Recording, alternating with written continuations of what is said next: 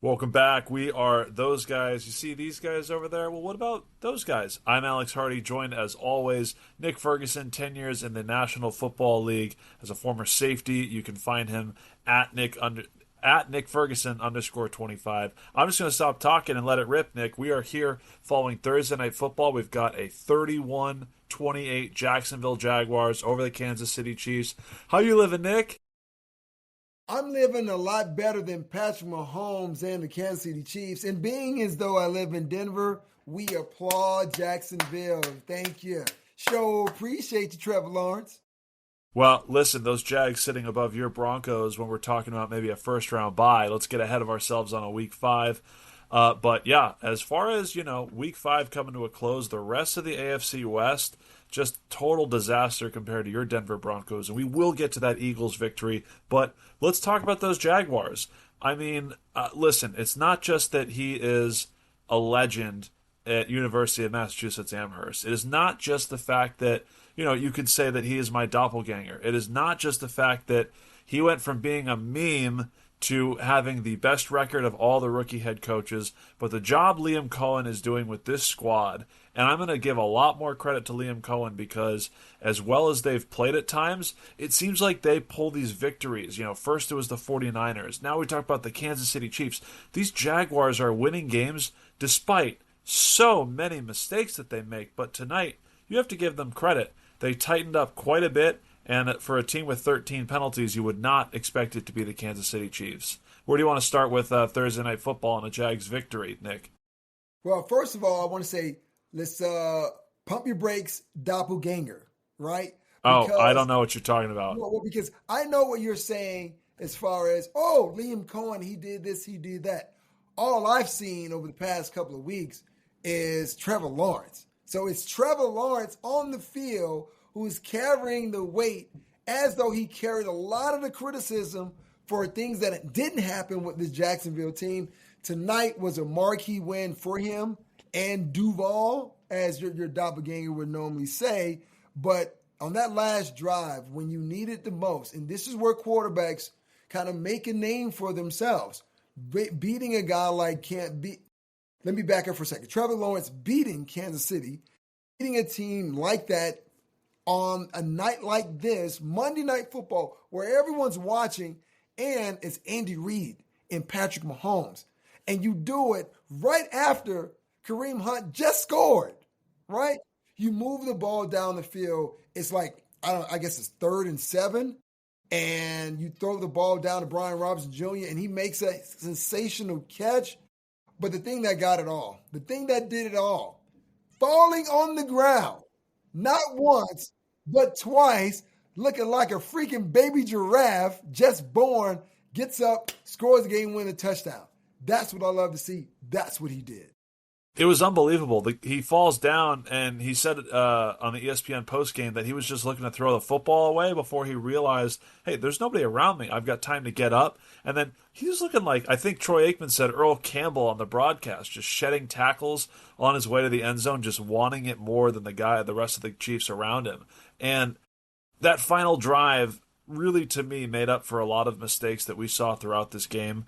His two best throws of the night. You mentioned Brian Thomas on the sideline there. I think that was a 33-yarder. And then he follows that up with the De'Ami Brown, who they missed in such a big, big way last week.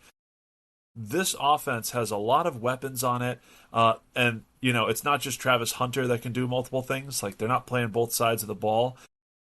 I'm all over the place with this game because I have a lot of thoughts on Travis Hunter in particular, and I'm thrilled that you're here so we can talk about the former Buffalo. You just saw not just him, but all these guys playing different roles for this offense, and Trevor Lawrence does deserve a ton of credit, but he's, I think more than ever, got a lot of guys around him that can make big plays and also do the small things. I mean, it's important. Listen, getting chunk plays is huge. They got the big one to Brian Thomas. We'll get to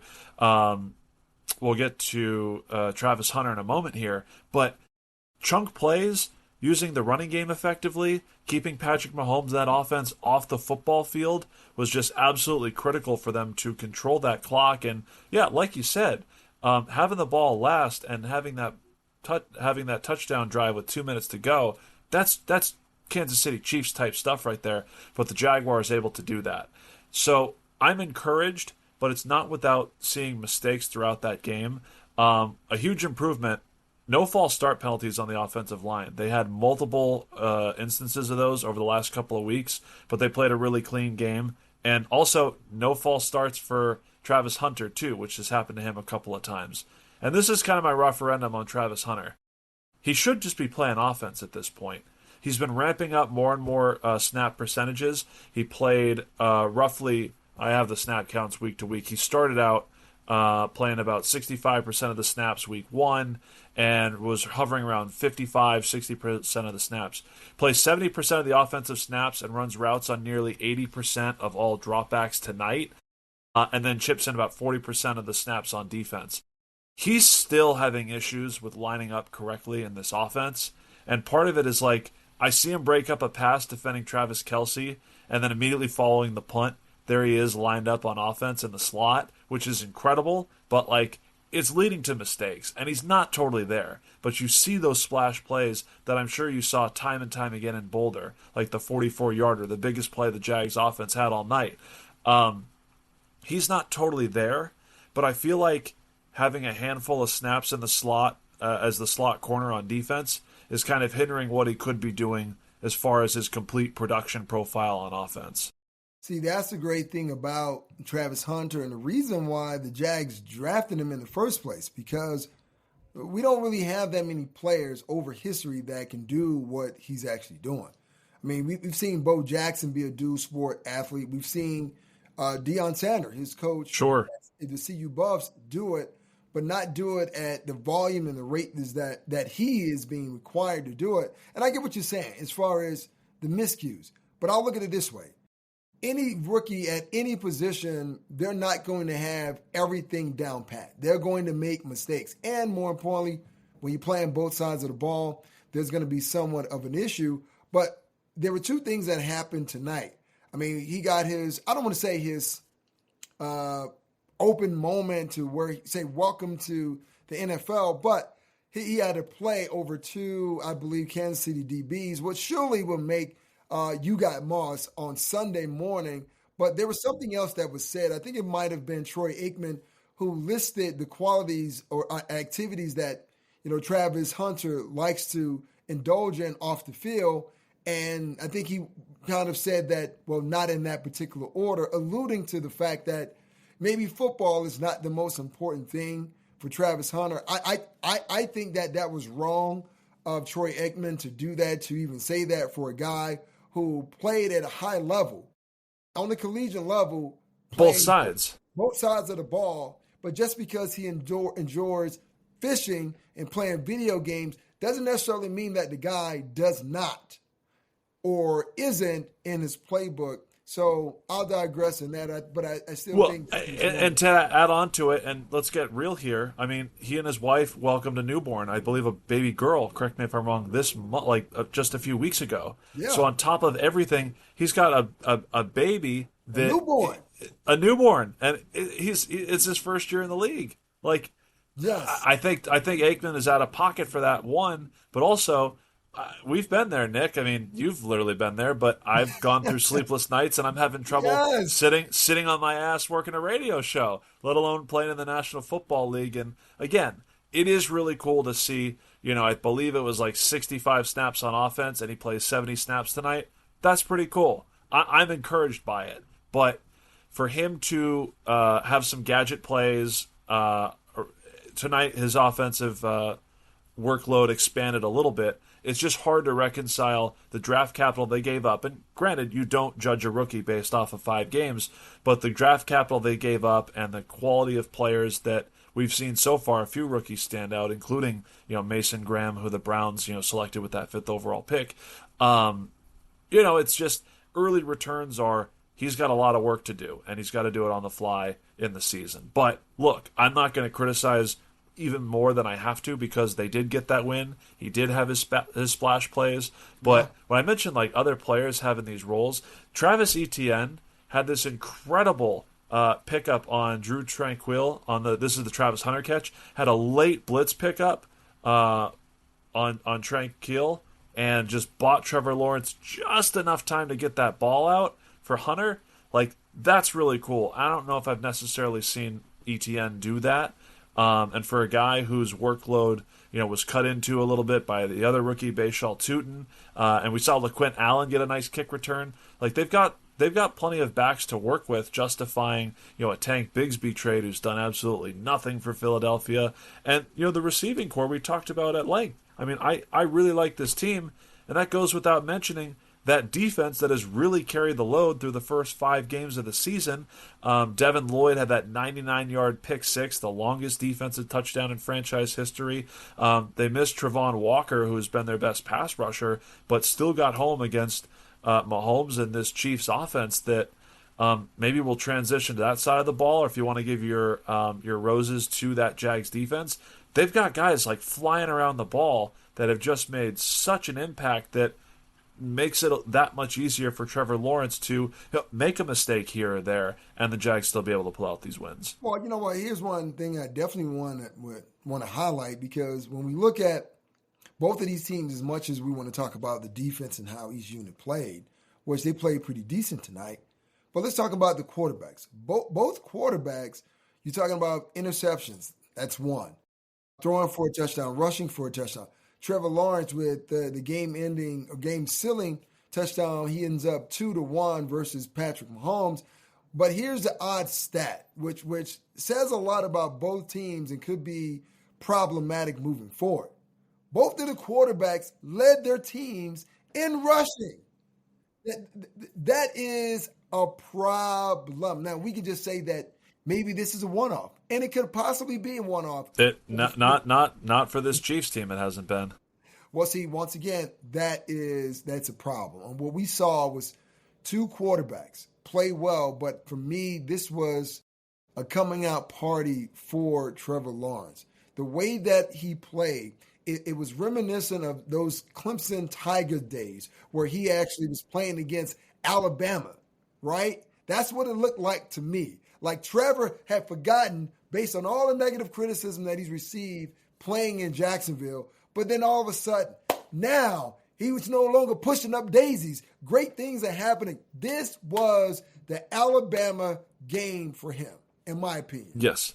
And shout out his former head coach, Urban Meyer, who, joined the Jacksonville Jaguars and said playing in the NFL was like playing Alabama every week. Yes. Remember, the same guy who had to ask who 99 on the Rams was.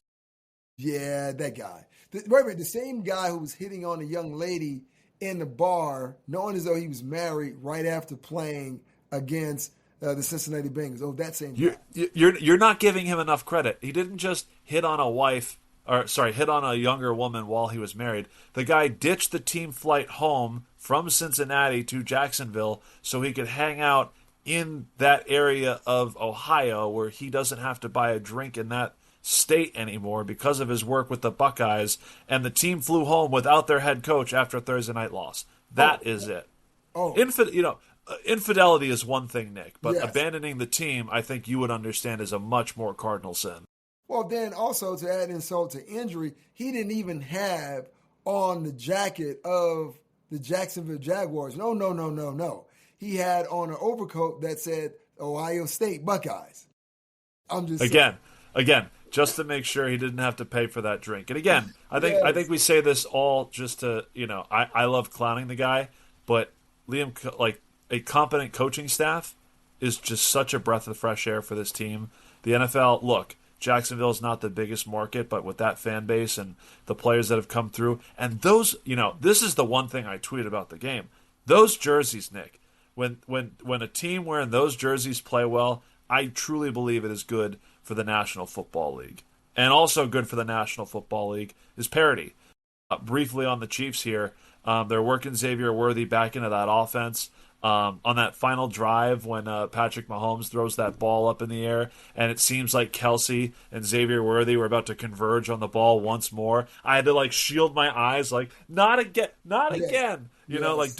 Don't ruin Taylor's weekend. She just put out a new record. She loves Xavier Worthy. Don't crash out and take him out yet again. Other than me having irrational fears of this team losing Xavier Worthy, because They have no other playmakers. We talked about the rushing game. What is plaguing this Kansas City Chiefs team that, look, it's different than it was a year ago. They were winning these kinds of games. Now they're losing them, sitting 2-3 through the first 5 weeks.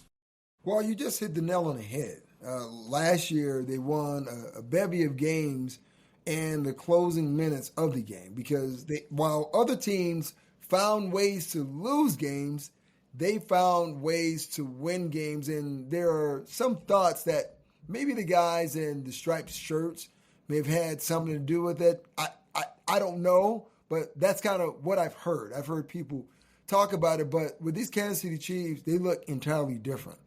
And I'll say this because it continues to come up. Now, they have Xavier Worthy. They have Hollywood Brown.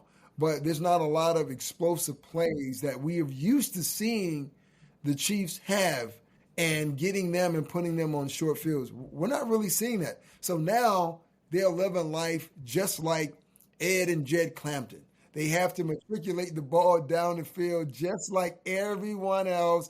None of these explosive plays. And I can tell you, man, when you pin a team back and you force them to go 80 to 90 yards, that's very difficult because now you're asking them to have perfection on every single play, being able to get 10 yards here, 10 yards here, however that comes by way of doing it, but it still opens you up for failed plays due to penalties, and this is what we're seeing from Kansas City right now. So this is the new state of Kansas City. Will they ever get back to being what they were in years past? I don't think so. No, we'll see. They can take advantage of a Lions defense, especially one that is banged up again. This is next week, Sunday night, which we'll preview a little bit more. I'm just looking ahead at the schedule. We can do this a little bit more when we come back before week 6. But look, they go primetime against the Lions, and then week 7, Rashee Rice coming off a suspension.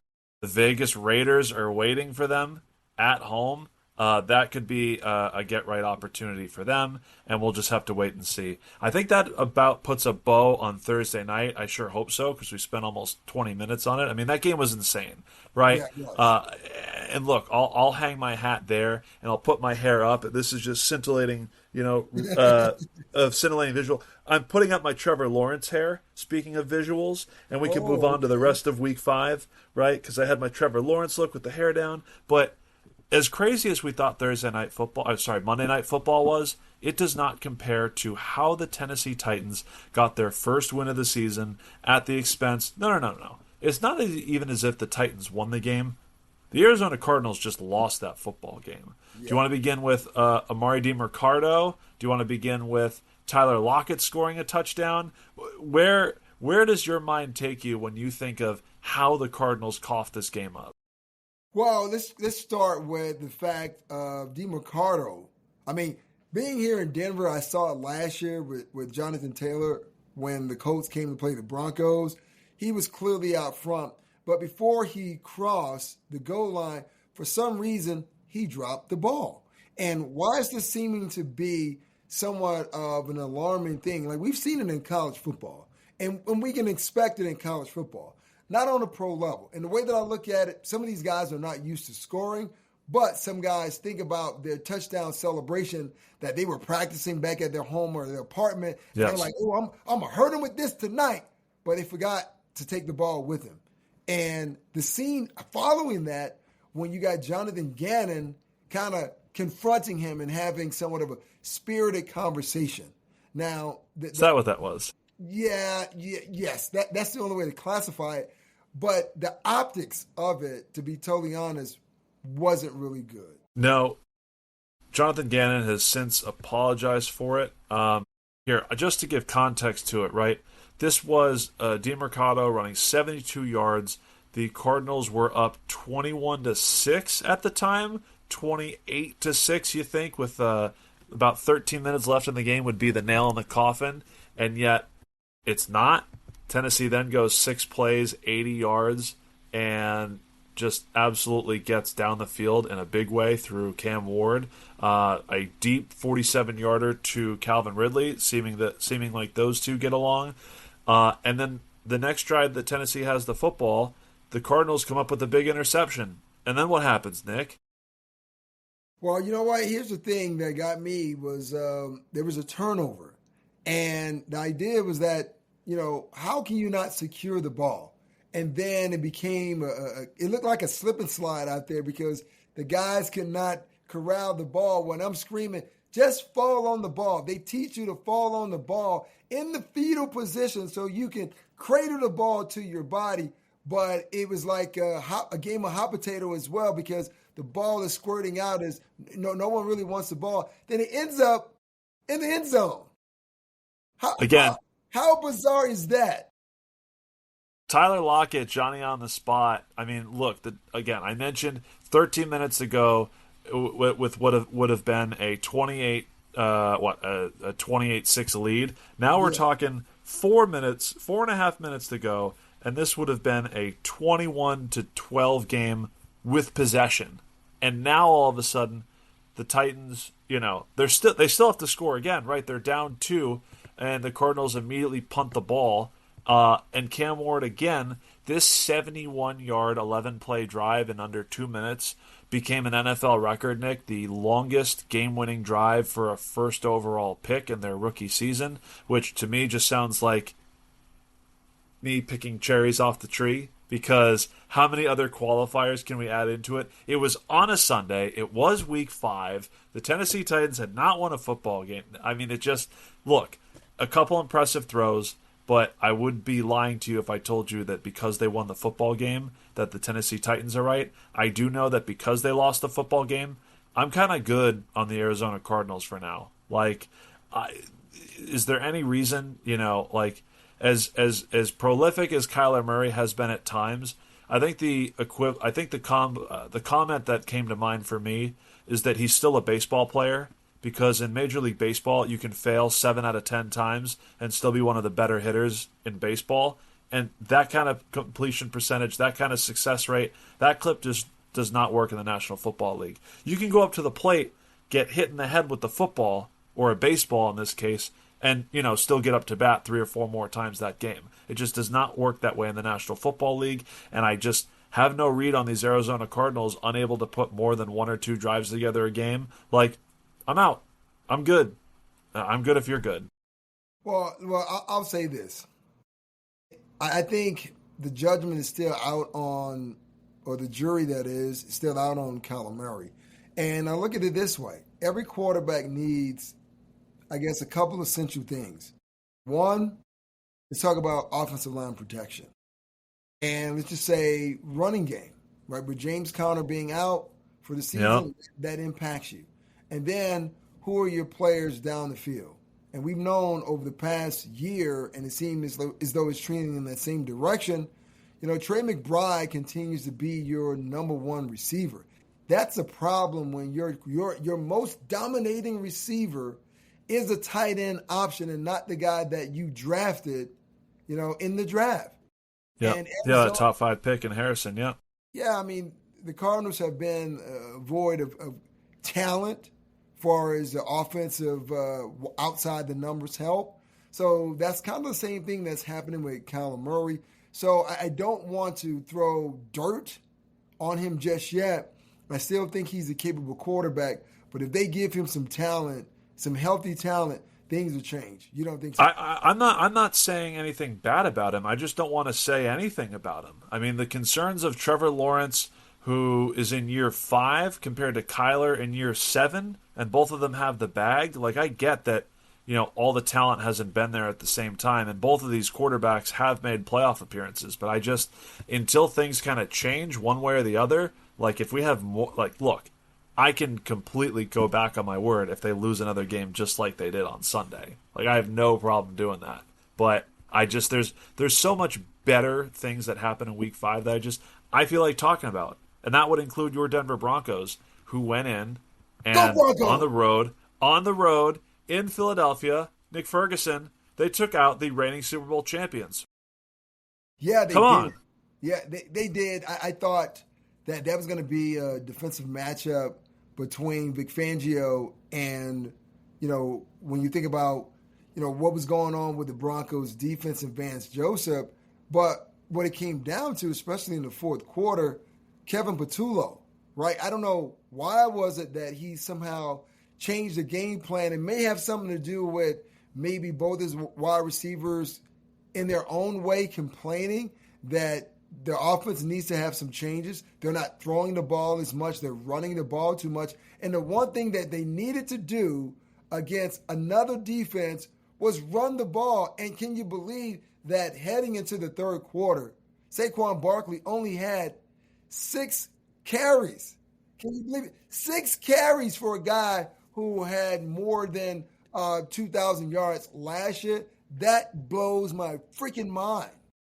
No, I mean, it was an overcorrection, right? Because the Eagles were in control of this game 17-3 going into the fourth quarter, I think it was, and Yeah. they just completely abandoned the running game. And they're doing all this, they're throwing the football with a lead.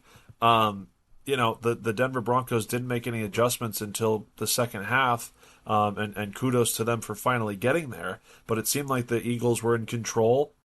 And you're right, decided to throw the football. And look, if they're gonna make Jalen Hurts throw, we'll try to get back at them for that. And they never really seem to do it. And as close as that game has come to a victory or maybe going the other way, I mean, the Denver Broncos are a blocked kick away from being 4-1, and they had that 3-point loss to the Chargers. Meanwhile, we've talked about the Chiefs. The Chargers. They had that brutal loss to the Giants, and then the Commanders come into their house and beat them 20-10. Then we find out that Omarion Hampton is going on IR. Everything in the West seems to be trending for your Denver Broncos, Nick. Well, you know what? It's crazy what a couple of weeks would do because, I mean, a couple of weeks ago, everyone was raving about, Justin Herbert and the 3-0 undefeated, Chargers. And then all of a sudden you lose, you go to New York, and that was a game that I didn't think the Chargers they were going to lose. I thought they were going to dominate that game. And then Cam Scatterbo and Jackson Dart end up winning that game because those two young guys play well. And then Brian Burns and that Giants defense, where was that? And they put a lot of pressure on Justin Herbert. And then you're thinking, okay, well, we go back, we lick our wounds, we come out and we'll win again against the Jaden Daniels and the Commanders, and you lose another game, and not just lose another game, you're losing players. And you've already lost Najee Harris. So you're going to lose Omarion Hampton for, about 4 games? That puts a lot of pressure on Justin Herbert. Now you have to throw in Hassan Haskins, who is quite familiar with his head coach, dating back to his days in Michigan. Is that going to be enough? I don't know.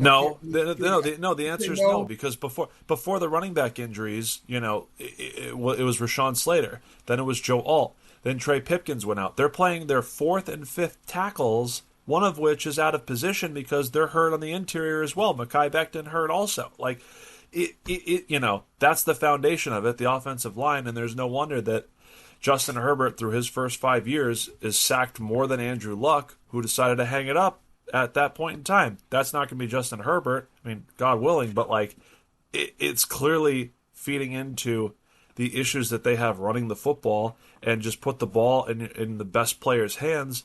And as great as Justin Herbert has been, he's also getting wrecked out there because of it. So it's just trending positively for your Denver Broncos, and it's just a really polite and nuanced way for me to say the Chargers are just going to keep charging, Nick. It's what they do. Wow, that was the saying when I was playing for the Broncos and we were playing against Phillip Rivers and LaDainian Tomlinson. The Chargers are going to charge it, and I guess that is the case, and injuries don't really help you out. But I'll say this. We all know that injuries are a part of the game, and we all as fans have these conversations. If they had this guy, things would be different.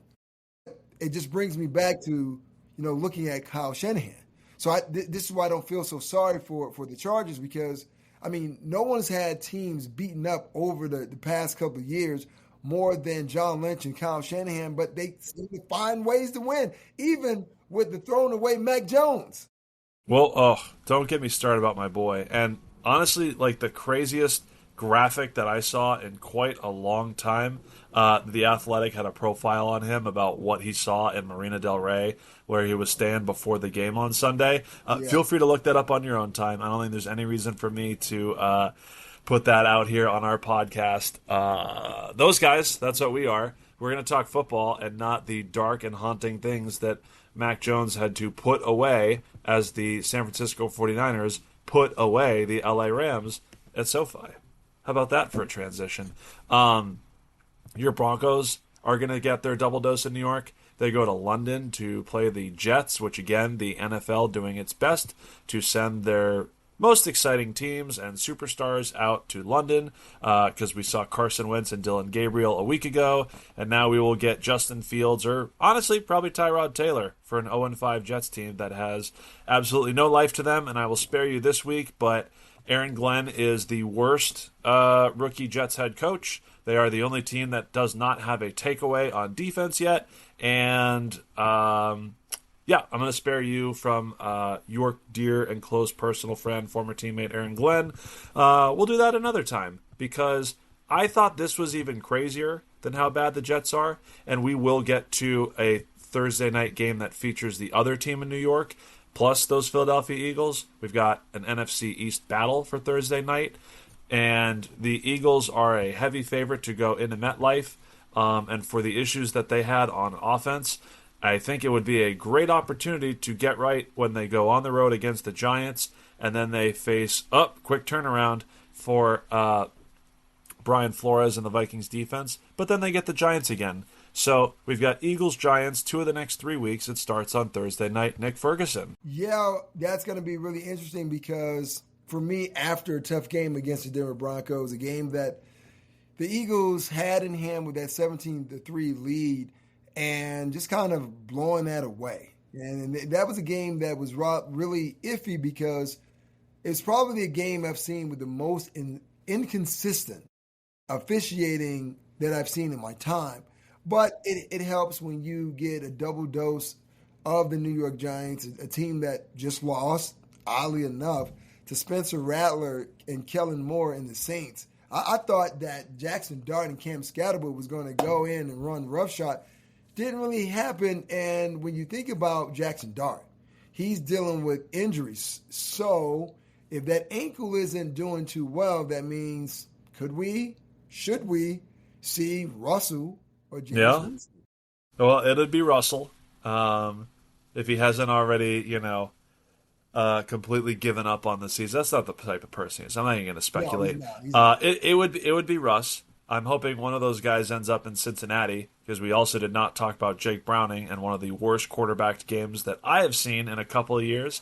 But they had to have that game against the Chargers. The Chargers knew how important that game was for them with the future at quarterback, at running back, on the defensive line. They needed everything to click, and they got that win, and it was a huge emotional lift.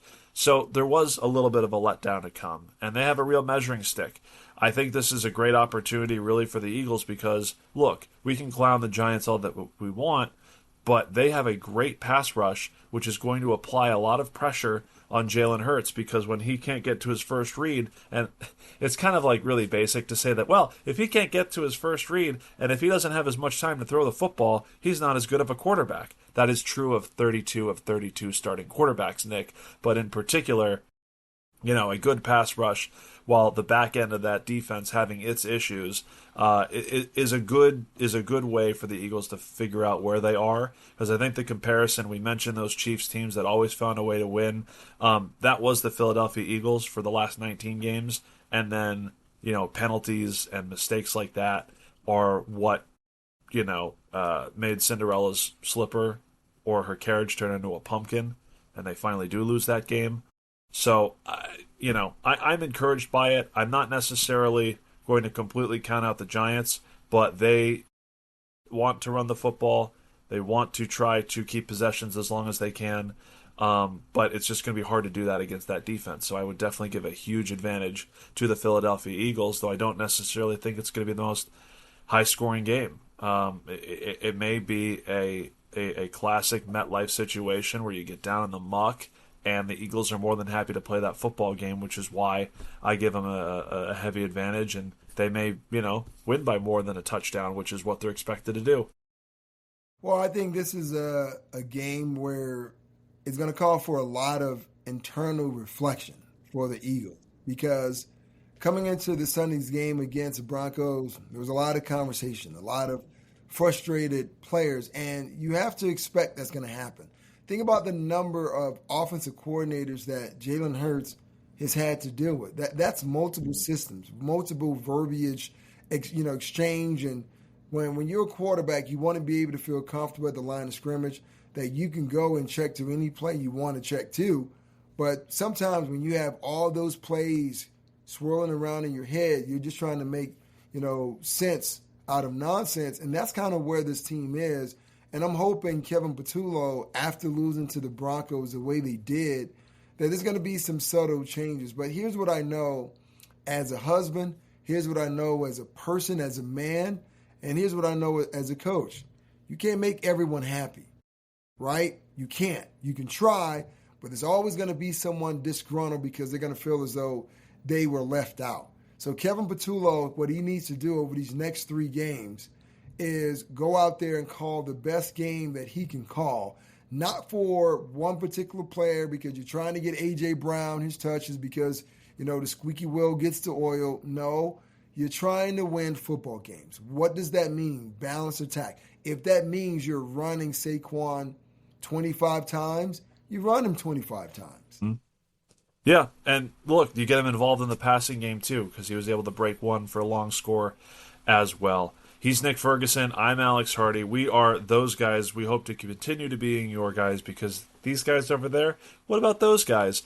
Nick, we've gone on really long because we were just so pumped about Thursday Night Football. Although I do have a personal, like a philosophical thing to run by you as a father and as a father and the man of the house. One of the most sacred things that we have in the entire household is what? The chair, right? The thermostat, right? Oh, we control. I'm talking the chair. You said the thermostat. But am I right here? We control the heat, the air conditioning throughout the home. That is not just typical of me. That is not just typical of you. That is part of the male home ownership experience. Am I right? So, I open this because you missed us the last couple of Sundays. Admittedly, I didn't get to watch wall-to-wall football. I was celebrating both of my sons' birthdays, who were, for the rest of their lives, it's the best. Their birthdays are exactly a week apart. This year it fell on back-to-back Sundays, so didn't get to watch the games as much. We had parties for both boys back-to-back weekends. Now, I didn't say anything the first time. I keep the house. We're in Southern California, a nice balmy 72, maybe 73 degrees, and then the air conditioning kicks in. At the end of the party for my oldest son a couple weeks ago, it's really cold when everybody leaves the house, and I check the thermostat. Somebody changed it to 68 degrees, which is like, I didn't do it. That's a no-no. I didn't say anything about it.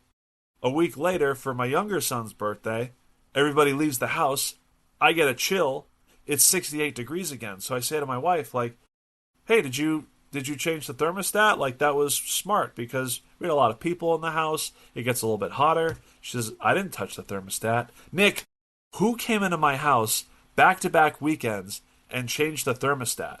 It was largely family over the house. There were friends, but man to man, homeowner to homeowner, father to father, is it a cardinal sin? Should I be out trying to figure who's messing with my house during my son's birthday parties, or do I just let it go? Well, I think the first thing is trying to figure it out, but going about it in a very delicate way as you question the witnesses as to who was the perpetrator in changing the thermostat. Now, I will say this. Okay. I will say this too. Before you do that, make sure you check the thermostat because sometimes someone can hit the thermostat and change it on like automatic, right? Where it starts doing Nick, I'm the man of the house. I know how the thing operates, okay? So your advice is to figure it out. I'm not going to let this go. I just need to figure out how to do it the right way. Now, I'm not saying go Inspector, Caruso, and when you try to figure this out, but just be very delicate. Don't be the equalizer. I'm talking about the Denzel Washington equalizer. Don't be that guy. But it's something you want to figure out because you can't go into another man's home and start finagling with the thermostat. You can't do that. There's rules to the game, right? It is emasculating. Yes, I'm a it's man. rules. I'm a homeowner. He's a man. He's a homeowner. He's an NFL safety. He's Nick Ferguson. And look, more than just advice and help with football, I'm a better man because of Nick Ferguson. There, I said it. He's having me out, going out here. Maybe I'll set up I'll set up the baby camera up on the thermostat just so I can figure out who is doing this. We're just going to keep having people over the house. I want to watch NFL on Sundays. It's not going to happen. We're going to have people over the house every weekend until we figure out what's going on. What is going on with this podcast? Let's put an end to it, Nick. We'll be back Thursday night. We've got Eagles, Giants, and we will preview the rest of Week 6, including your Denver Broncos heading across the pond to London. So it'll be a lot of fun. Nick, before we head on out of here, do you have anything to say to the people, my man? Hell yeah, don't touch my damn thermostat. Thank you. Thank you.